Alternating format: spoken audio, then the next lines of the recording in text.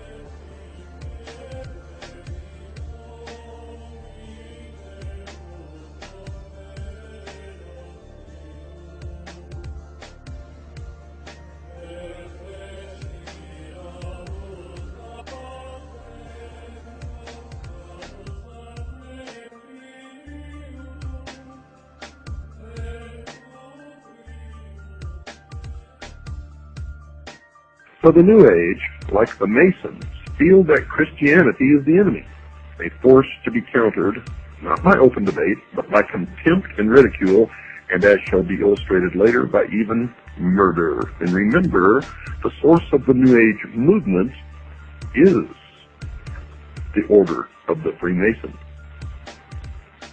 Other parties wish to join the debate. In 1911, the Socialist Party of Great Britain published a pamphlet entitled Socialism in Religion, in which they placed their position about religion into the arena. Quote, "It is therefore a profound truth that socialism is the natural enemy of religion. A Christian socialist is in fact an anti-socialist. Christianity is the antithesis of socialism." Unquote. So the socialists, the New Ager, and the Masons have declared war on the Christians. And as in every war, the enemy must be defeated even by bloodshed if necessary. This war has deep roots in history, and I will cover those roots so that you will understand it perfectly where this came from. This war is no different. Bloodshed is anticipated by all parties in the battle. Betty Lafferty and Bud Hollowell, two New Agers, started the discussion about how their religion sanctions the use of violence against the Christian community. They wrote the following in their book entitled The Eternal Dance. Quote, "This is a time of opportunity for those who will take it," apparently meaning the New Agers, the initiates of the mystery religions, socialists. For others, apparently the Christians, if the earth is unsuitable for them, if they will not accept the New Age religion, they will go on to other worlds, unquote, which simply means they will be exterminated. You better listen to me, folks. I am a messenger, and my message is unmistakable, and it had better not fall upon deaf ears, for those deaf ears will be rendered dead in the coming New World Order. You see, they have made incredible admissions, but none of you are looking, none of you are reading, none of you are absorbing. In fact, most of you are so stupid that you think that the only thing you should read is what you personally believe in or agree with. How can you exist in this world ignorant of the opinions and the writings and the thoughts of everyone else, including your enemies. The words reveal an incredible scenario. You see, these people in the third world nations are going to be entirely replaced by what they call, quote, a new root race, unquote. That eventuality will not be a tragedy. Quote, John Randolph Price was told by his spirit guide that up to 2.5 billion might perish in the coming chaos, unquote. Another estimate of the number required to die because they will not accept the new religion was offered by the so-called Tibetan master, Wal Kul, who has said in one of his channeling experiences that 1/3 of all humanity must die. Some of the believers claim that they have the ability to call forth the deceased spirit of someone who lived many years before. Quite often, these spirits claim to be the ascended masters, those who have gone on to discover the eternal truths of all creation. One such believer who claimed to be in touch with a master was Alice Bailey, previously mentioned. Her spirit called himself Wal Kul, and she claims he spoke through her saying, quote, Death is not a disaster to be feared. The work of the destroyer is not really cruel or undesirable. Therefore, there is much destruction permitted by the custodians of the plan, and much evil turned into good, unquote. Now, just what the plan constituted was told to the world by Benjamin Krim, another New Age leader. He placed an advertisement in about 20 newspapers all over the world on April the 25th, 1982, that defined the term. The ad read in part, quote, What is the plan? It includes the installation of a new world government and new world religion under Maitreya, unquote.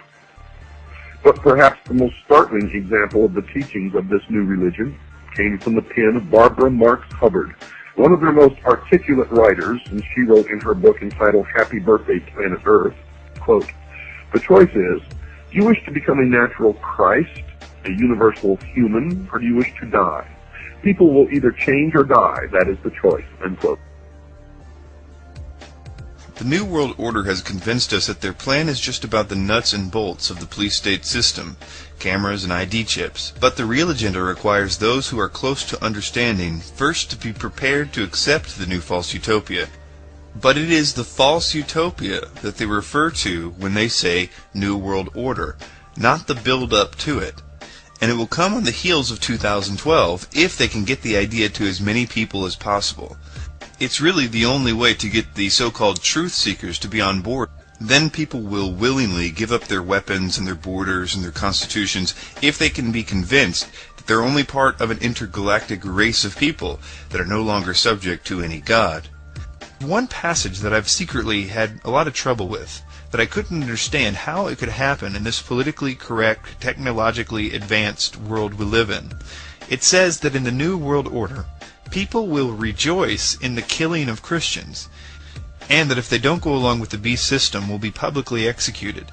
It wasn't until I really understood what was being said by the 2012 propaganda that it finally made sense. Just look around. How many of those truth movement teachers, especially those connected with theosophy, like Tsarian and Maxwell, that push 2012, also tell you that Christianity is the enemy, and imply that it must be destroyed for humanity to survive? If you hate Christians and Judaism, there's a very good chance that you have been brainwashed by the real New World Order. The battle lines are drawn. Choices will have to be made. I have made my choice. What is yours? What is yours? What is yours? What is yours?